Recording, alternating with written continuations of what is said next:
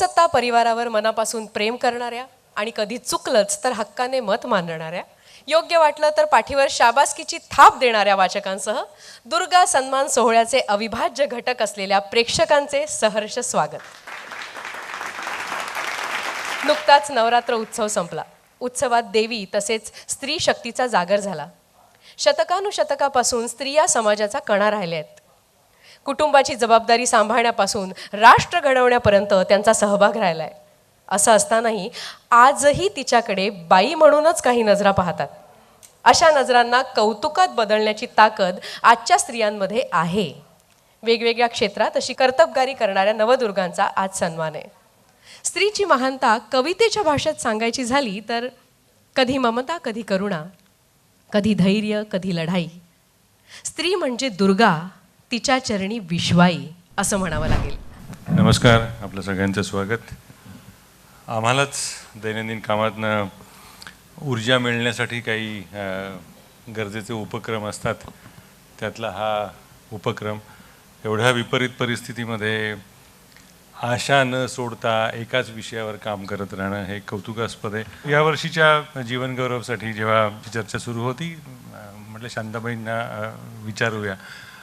पहिली भीती ते नाही म्हणतील अशी होती अर्थातच, पण त्यांनी लगेचच होकार दिला. लोकसत्ताची ती पुण्याई आहे. लोकसत्ताच्या लेखन सांस्कृतिक परिवारामधल्याच आम्ही त्यांना मानतो. त्यामुळे त्यांचे मनापासून आभार. अर्थातच आपल्या सगळ्यांचे धन्यवाद. समुद्राची अथांग दुनिया, त्यात दडलेले जलचर प्राणी, शिंपले, स्पंज आणि खारफुटी जंगल यांचा अभ्यास करून पर्यावरण संवर्धनाची नवी दृष्टी निर्माण करणाऱ्या विलक्षण संशोधक म्हणजे डॉक्टर स्वप्नजा मोहिते. पुरस्कार प्रदान करण्यासाठी मी TJSB सहकारी बँक लिमिटेडच्या अस्मिता सुळे आणि इंडियन एक्सप्रेस वृत्तपत्र समूहाच्या प्रकाशक वैदेही ठकार यांना मंचावर येण्याची विनंती करते. पर्यावरणाची नाळ स्थानिकांच्या आर्थिक उन्नतीशी जोडून संशोधन करणाऱ्या हिरण्यगर्भी डॉक्टर स्वप्नजा यांच्या कामाची ही ध्वनिचित्रफीत पाहूया. समुद्रातील सी स्पंज या जलचर प्राण्यावर सखोल संशोधन करणाऱ्या भारतातील मोजक्या व्यक्तींपैकी एक आपल्या दुर्गा डॉक्टर स्वप्नजा मोहिते. रत्नागिरीच्या खडकाळ किनारपट्टीवरील स्पंजच्या 19 प्रजाती त्यांनी शोधल्यामुळे संपत चाललेली ही प्रजात वाढण्यास मदत मिळाली. 1984 मध्ये त्यांनी मत्स्य व्यवस्थापन विषयात MSc पूर्ण केलं असलं तरी त्यावेळी मत्स्यजीवशास्त्र या विषयासाठी प्रवेश घेणाऱ्या त्या पहिल्या विद्यार्थिनी होत्या. त्यानंतर त्यांनी जलजीव संवर्धन या विषयात PhD प्राप्त केली. सी स्पंज संशोधनासाठी त्यांनी प्रयोगशाळेतच समुद्रासारखी वातावरण निर्मिती करून 2 प्रजाती संवर्धित केल्या. या संशोधनासाठी त्यांना महाराष्ट्र सरकारच्या Rajiv Gandhi science and technology कमिशनतर्फे 77 लाख रुपयांचा निधी उपलब्ध झाला. 2013 मध्ये हायड्रा या सूक्ष्मजीवावर तणनाशकांचा होणारा परिणाम अभ्यासण्यासाठी त्यांना बंगळूरच्या इंडियन अकॅडमी ऑफ सायन्सेसची फेलोशिपही मिळाली. शिंपल्यांचे उत्पादन वाढण्यासाठी त्यांनी केलेलं संशोधन आणि फिशिंग प्रेशरचा अभ्यास करून मासे उत्पादन वाढवल्यामुळे स्थानिक मासेमारांचा आर्थिक फायदा झाला आहे. याशिवाय लोकांच्या सहभागातून खारफुटी, कांदळवनाचं संवर्धन, वाहनांच्या इलेक्ट्रिक बॅटरींमधून होणारं प्रदूषण रोखून त्यातून युरिक ॲसिडची निर्मिती आणि समुद्रातील प्रदूषणाची कारणं शोधून पर्यावरणाला हातभार लावणाऱ्या डॉक्टर स्वप्नजा मोहिते यांना लोकसत्ताचा प्रणाम.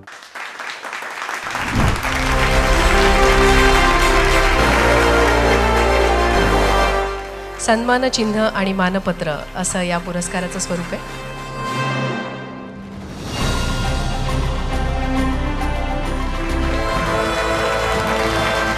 धन्यवाद स्वप्नजा. प्रश्न माझे इंधन, जिज्ञासा माझी वाट, अणुरेणूंच्या जगात मी मांडते नवा थाट. या ओळी जगताना डॉक्टर पांडे यांनी देशाला ऊर्जेची असणारी गरज लक्षात घेत काम सुरू केलं. भारताच्या ऊर्जा प्रकल्पात महत्त्वाचे योगदान देणाऱ्या डॉक्टर मंजिरी पांडे, पाहूया त्यांच्या कामाची ही ध्वनिचित्रफीत.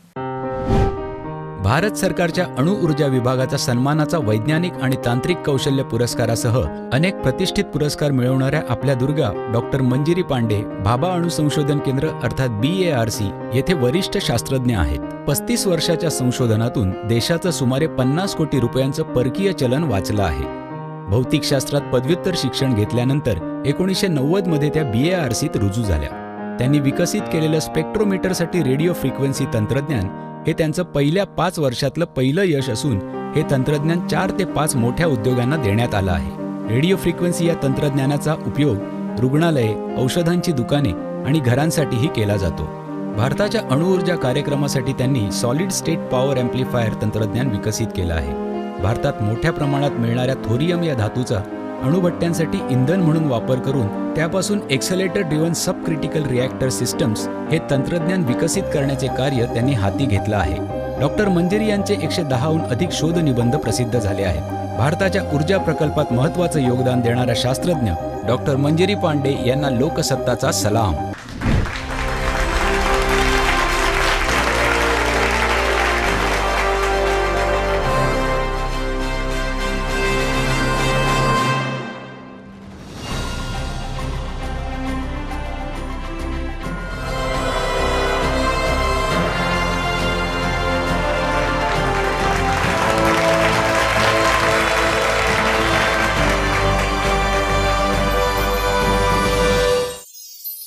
गोंदिया जिल्ह्यातील शालू कोल्हे यांच्या प्रयत्नांमुळे गावाला आर्थिक हातभार लागत असताना मासेमारी करणाऱ्यांचे जीवनमानही उंचावत आहे. गावाचा हा विकास शालू यांच्या प्रयत्नांची पावती आहे. पुरस्कार प्रदान करण्यासाठी मी ठाणे भारत सहकारी बँक लिमिटेडचे श्रीराम पेजावर आणि VM मुसळुणकर ज्वेलर्सच्या भक्ती मुसळुणकर यांना मंचावर येण्याची विनंती करते. पाहूया शालू कोल्हे यांच्या कामाविषयीची ध्वनिचित्रफीत. मासेमारी क्षेत्रातील पुरुषांची मक्तेदारी मोडीत काढत 43 गावातील 75 तलावांचे त्यांनी केलेले पुनरुज्जीवन, 59 स्थानिक माशांच्या जातींचे संवर्धन करून वाढलेले उत्पादन आणि तलावातील 214 वनस्पतींचे पुनरुज्जीवन करून जैवविविधतेत घातलेली भर हे सारं गावातल्या स्त्रियांच्या सोबतीने करणाऱ्या आपल्या दुर्गा म्हणजे शालू कोल्हे. आपल्या समाजाला, गावाला विकासाच्या वाटेवर नेण्याचं गोंदिया जिल्ह्यातल्या निमगावमध्ये राहणाऱ्या शालू यांचं स्वप्न पूर्ण झालं ते foundation for economic and educational development यांच्या आणि कोरो इंडियाकडून मिळालेल्या फेलोशिपमुळे. त्यातून प्रशिक्षण घेऊन त्यांनी एका मागोमाग एक विकास कामांना सुरुवात केली. 43 गावातल्या 16 स्त्रियांच्या 22 गटांना यासाठी प्रशिक्षित केलं. मासेमारीपासून मासे विक्रीपर्यंतचं प्रशिक्षण दिलं. गाद, चिला, पाज, देवधान, कमळ, चौरा, खस आदी 11 प्रकारच्या पाण वनस्पतींची लागवड केली. त्यांची बीज बँक सुरू केली. यामुळे माशांची नवी बाजारपेठ तयार झाली. माशांचं लोणचं हा त्यांचा सर्वाधिक लोकप्रिय खाद्यप्रकार ठरला. गावातल्या काही लोकांचा त्यांच्या स्त्री नेतृत्वाला विरोध होता. मात्र पती जगदीश कोल्हे यांचा त्यांना भक्कम पाठिंबा मिळाला. तलावांचं संवर्धन करून गावातील स्त्रियांमध्येही आत्मविश्वास, न्याय, समान अधिकारांचं बीज रोवणाऱ्या शालू कोल्हे यांचे मनःपूर्वक अभिनंदन.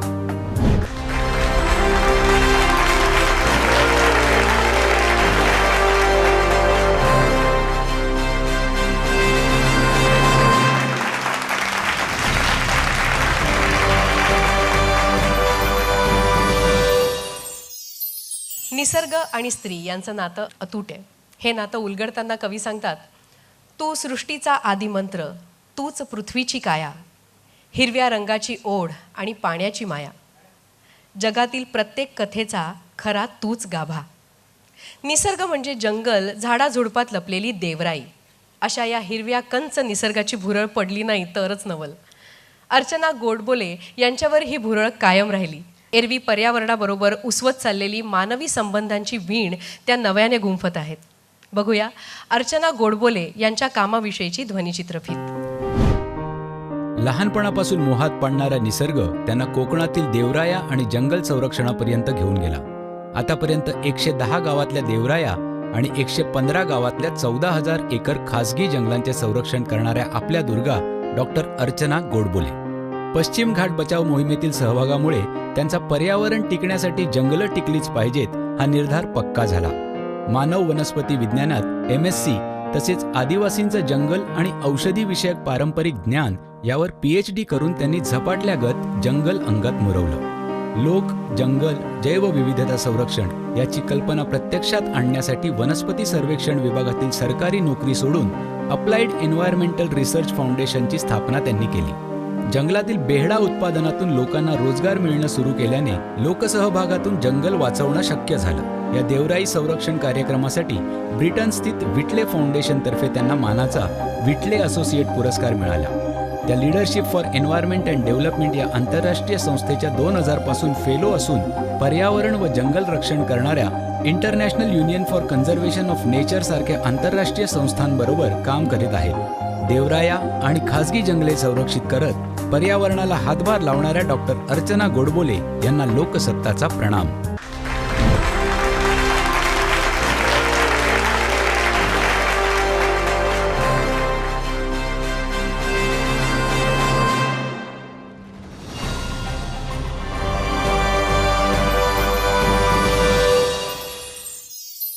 शेती आणि बाई यांचं नातं तसं पूर्वापार.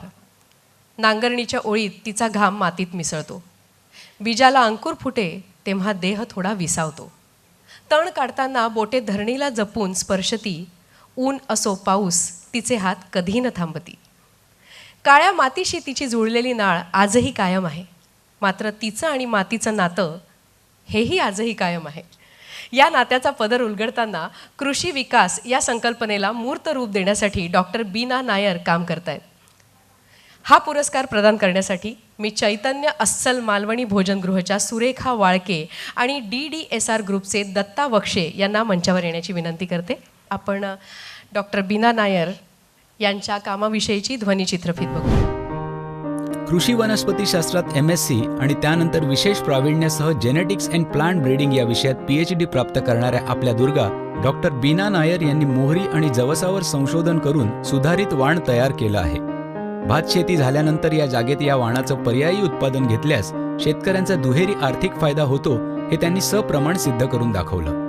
डॉक्टर पंजाबराव देशमुख कृषी विद्यापीठ अकोला अंतर्गत कृषी महाविद्यालय अखिल भारतीय जवस व मोहरी संशोधन प्रकल्पाच्या प्रमुख असलेल्या डॉक्टर बीना यांचे काम संशोधनापुरतेच मर्यादित नसून सुधारित बियाणे, तेल आणि जवसाची संपूर्ण मूल्यवर्धित साखळी विकसित करून शेतकऱ्यांचा आर्थिक फायदा करून देण्यासाठी त्या सातत्याने शेतकरी मेळावे, प्रात्यक्षिके आयोजित करतात. यामुळे मागील 5 वर्षांपासून पूर्व विदर्भ, चंद्रपूर या जिल्ह्यातील जवस पिकांच्या क्षेत्रफळात 22% वाढ झाली आहे. त्यांच्या PDKV शारदा या नव्या संशोधित वाणातील रोगप्रतिकार शक्तीमुळे पिकाला कीड, रोग लागत नाही. तसेच जवसाच्या दांड्यातून फायबर काढून त्यातून कपडा निर्मिती शक्य होणार आहे. संशोधनाच्या माध्यमातून कृषी विकास साधून शेतकऱ्यांचे उत्पन्न वाढवण्यासाठी मदत करणाऱ्या डॉक्टर बीना नायर यांचे मनस्वी अभिनंदन.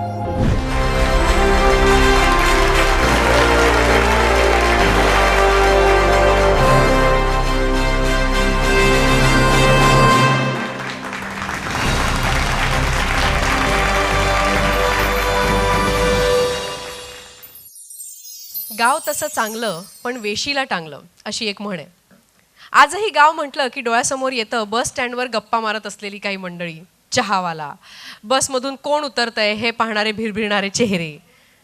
परंतु आदिवासी बहुल भागात स्वातंत्र्याची 76 वर्षे उलटली तरी वेगळंच चित्र दिसतं.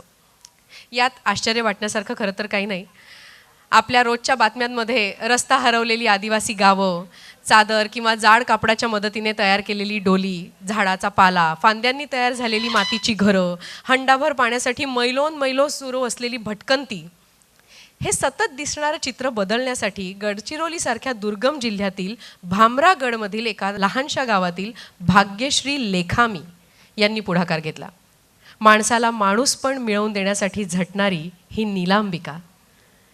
हा पुरस्कार प्रदान करण्यासाठी मी मेधाताई पाटकर, मेसर्स BG चितळे डेअरीचे चैतन्य करंदीकर आणि केसरी टूर्सच्या सुनीता पाटील यांना मंचावर येण्याची विनंती करते. बघूया भाग्यश्री लेखामी यांच्या कामाविषयीची ध्वनिचित्रफीत. गडचिरोली जिल्ह्यातील भामरागड तालुका नक्षलग्रस्त म्हणून ओळखला जातो. 17 वर्षानंतर पहिल्यांदा येथे ग्रामपंचायत निवडणूक झाली आणि कोठी ग्रामपंचायतीच्या पहिल्या सरपंच होण्याचा मान मिळवला माडिया आदिवासी जमातीत जन्म घेतलेल्या आपल्या दुर्गा भाग्यश्री मनोहर लेखामी यांनी. गेल्या 5 वर्षात कोठी ग्रामपंचायत अंतर्गत येणाऱ्या 9 गावांचा चेहरामोहरा या तरुणीने बदलून टाकला आहे. शारीरिक शिक्षणातील पदवी घेतल्यानंतर ते शिक्षणाचं वारं त्यांनी गावातही आणलं. ग्रामस्थ आणि प्रशासकीय अधिकाऱ्यांशी संवाद साधत गावांमध्ये सुधारणा करायला सुरुवात केली. वीज, पाणी, पक्के रस्ते, पक्की घरकुले मिळवून देणं, स्त्रियांसाठी बचत गट तयार करून तेंदू, बांबू, महुआ सारख्या वनोपजांवर आधारित छोटे उद्योग सुरू करून त्यांना आर्थिक स्वातंत्र्य तर दिलंच, पण त्यांच्या वनहक्क जनजागृती मोहिमेमुळे प्रत्येक कुटुंबाला हक्काची शेतीची जमीन मिळाली. बालविवाह आणि मासिक पाळीत आजही गावाबाहेरच्या झोपडीत राहायला लागणाऱ्या कुर्माघर सारख्या प्रथेतून त्यांनी इथल्या स्त्रियांना बाहेर काढलं. इतकंच नाही तर माडिया संस्कृती, परंपरा जपत त्यांचे दस्तऐवजीकरणही केले. टाटा स्टील फाउंडेशनने भाग्यश्री यांना ट्रायबल लीडर फेलोशिप दिली आहे. गडचिरोलीसारख्या मागासलेल्या भागात परिवर्तनाची ज्योत पेटवणाऱ्या भाग्यश्री लेखामी यांना पुढील कार्यासाठी अनेक शुभेच्छा.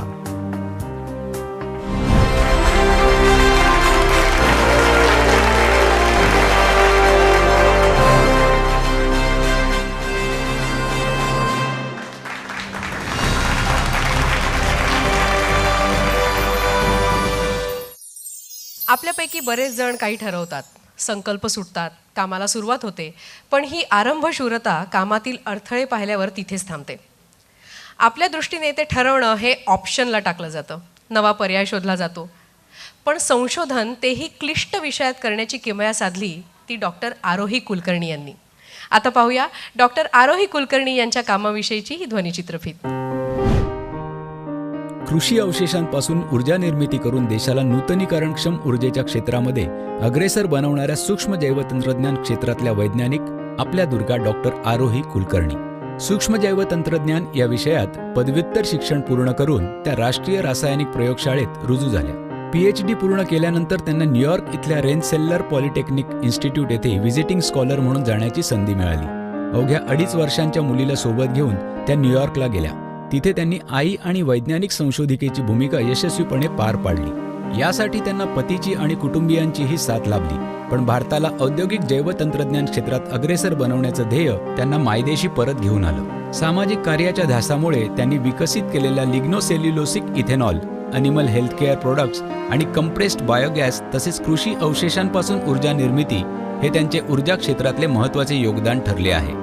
सध्या त्या नवहिंद टेक्नॉलॉजी LLP आणि आनंदिनी सोल्युशन्स अँड एंटरप्राइजेस या संस्थांच्या संस्थापक भागीदार असून प्रयोगशाळा व कारखाना उभारणी, नूतनीकरणक्षम ऊर्जा प्रकल्प आणि उत्पादन विकास यांबाबत मार्गदर्शन करतात. सूक्ष्म जैवतंत्रज्ञानाला शाश्वत विकासात बदलणाऱ्या डॉक्टर आरोही कुलकर्णी यांना लोकसत्ताचा प्रणाम.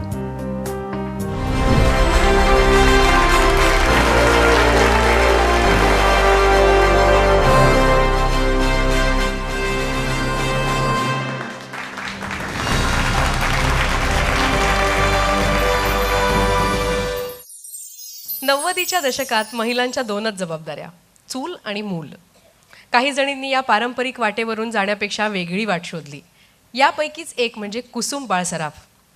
राज्यभरातील गावखेड्यात दारिद्र्य, सावकारी कर्ज यांच्या पाशात अडकलेल्या स्त्रियांना बचत गटाच्या चळवळीत जोडून घेत त्यांचे आर्थिक सामाजिक सक्षमीकरण करण्यात आघाडीवर असलेल्या महिला आर्थिक विकास महामंडळाच्या माध्यमातून त्यांनी काम करायला सुरुवात केली.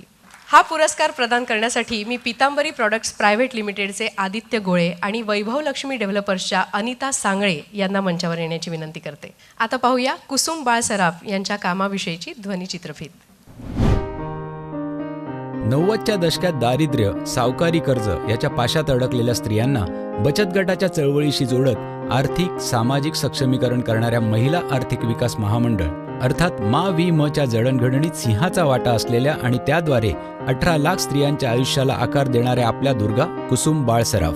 जुन्नरच्या दलित वस्तीत प्रतिकूल परिस्थितीत वाढलेल्या कुसुम सुधारक विचारांचे कुटुंब लाभल्याने उच्च शिक्षण घेऊ शकल्या. दरम्यान Dalit Panther, Students Federation of India, स्त्री मुक्ती चळवळीत सक्रिय राहिल्याने त्या कार्यकर्त्या म्हणून घडत गेल्या.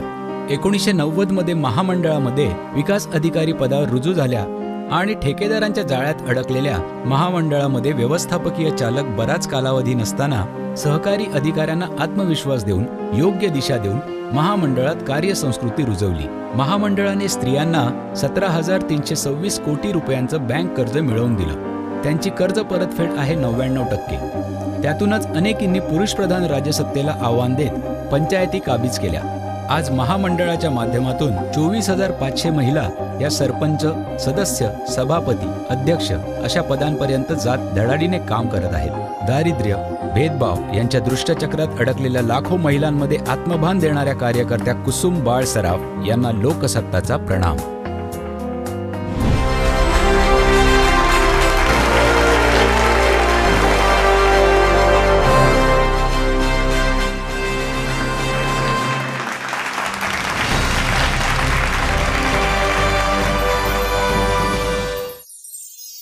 घराच्या उंबरठ्याबाहेर तिचा नवा अध्याय. ती केवळ गृहिणी नाही, ती समाजाचा आधार. हातात नाही शस्त्र पण शब्दात आहे धार. ती सामाजिक कार्यकर्ती, समाजाची शिल्पकार. पुरोगामी महाराष्ट्रात आजही असे काही वंचित घटक आहेत जे समाजाच्या मुख्य प्रवाहात येण्यासाठी धडपडत असतात. त्यातील एक भटके विमुक्त. स्वातंत्र्यपूर्व काळात या जातींना कठोर नियमांच्या विळख्यात जखडलं होतं. ती ओळख पुसत त्यांना स्वावलंबी करण्यासाठी वैशाली भांडवलकर यांनी पुढाकार घेतला. भटक्या विमुक्त समाजातील स्त्रियांना रोजगार मिळावा याकरता स्त्रियांचे गट तयार केले. पाहूया भटक्या विमुक्तांच्या सर्वांगीण विकासासाठी अखंड काम करणाऱ्या वैशाली यांच्या कामाची ध्वनिचित्रफीत. गुन्हेगार समजल्या जाणाऱ्या रामोशी जमातीत त्यांचा जन्म झाला, परंतु त्यांनी पूर्वापार चालत आलेलं ते जगणं नाकारलं आणि पदवीधर होत भटक्या विमुक्त जमातीतील अनेकांच्या आयुष्याला आकार देणाऱ्या आपल्या दुर्गा वैशाली भांडवलकर. त्यांचे वडील रंगारी काम करायचे तर आई महापालिकेत सफाई कामगार म्हणून काम करत होत्या. त्यांनीच शिक्षणासाठी प्रोत्साहन दिल्यामुळे वैशाली कुटुंबातील पहिल्या पदवीधर झाल्या आणि 15 वर्षांपूर्वी निर्माण ही संस्था त्यांनी स्थापन केली. संस्थेच्या सावित्रीची शाळा प्रकल्पामध्ये पुणे, इंदापूर, सातारा, सोलापूर येथील भटक्या विमुक्तांची 15,000 मुले शिक्षण घेत असून शाळा गळतीचे प्रमाण लक्षणीयरित्या कमी झाले आहे. येथील बालविवाहाचे प्रमाणही कमी झाले असून आतापर्यंत 40 बालविवाह रोखण्यात त्यांना यश आलं आहे. अंगणवाडीमधील सकस आहारामुळे बालकांची भिक्षा मागणं बंद झालं आहे. भटक्या विमुक्त जमातीतील 1200 मुलांना नागरिकत्व पुरावे मिळवून देणं असो, एका ठिकाणी 3 दिवसांपेक्षा अधिक दिवस थांबायची मुभा नसलेल्या या समाजातील 1000 कुटुंबांना घरकुल मिळवून देणं असो की इंदापूरमधील 15 गावांमधील जात पंचायती मोडीत काढण्याचं काम असो, गुन्हेगारीचा कलंक लागलेल्या आपल्या समाजाला त्यातून बाहेर काढायचा विडा उचलणाऱ्या धाडसी वैशाली भांडवलकर यांना लोकसत्ताचा प्रणाम.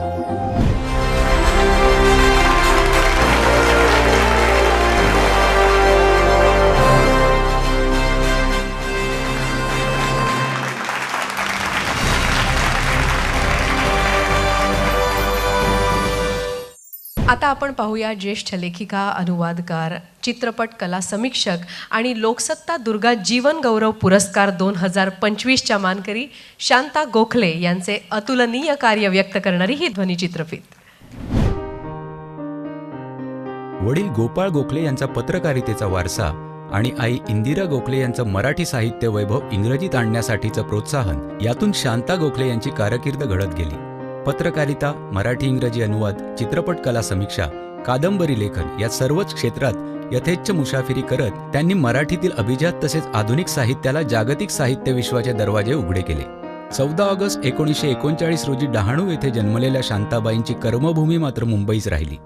इंग्लंडमध्ये इंग्रजी साहित्यात BA आणि मुंबईत MA केल्यानंतर त्यांनी एल्फिस्टन कॉलेजमध्ये अध्यापनही केलं. चिंत्र, खानोलकरांचे अवध्य, श्यामची आई, स्मृतिचित्रे, सखाराम बाइंडर, बेगम बर्वे, उद्धव शेळकेंची धग आदी दर्जेदार साहित्यकृतींना इंग्रजीत नेत अमराठी वाचकांपर्यंत पोहोचवल्या.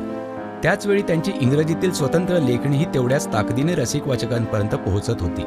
सत्यदेव दुबे यांच्या कारकिर्दीवरचं संपादित पुस्तक मराठी रंगभूमीचा इतिहास, शिवाजी पार्क, दादर 28 या बरोबरीने स्वतःच्या बदलत जाणाऱ्या देहाच्या अनुभवांवरचं आगळं पुस्तक 1 फूट ऑन द ग्राउंड यांचा समावेश आहे.